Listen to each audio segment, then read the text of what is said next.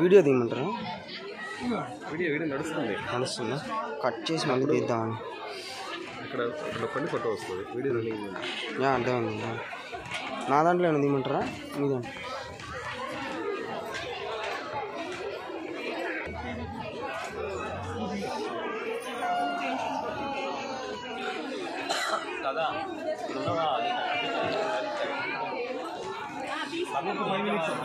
అమ్మ వస్తుంది.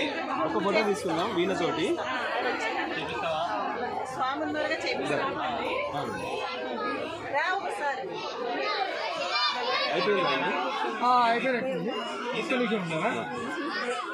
స్వామి వచ్చి ఫోటోలు తీసుకుంటానన్నాడు. అక్కడ కూర్చోలేవా? నిలబడతా సైడ్ నిలబడ.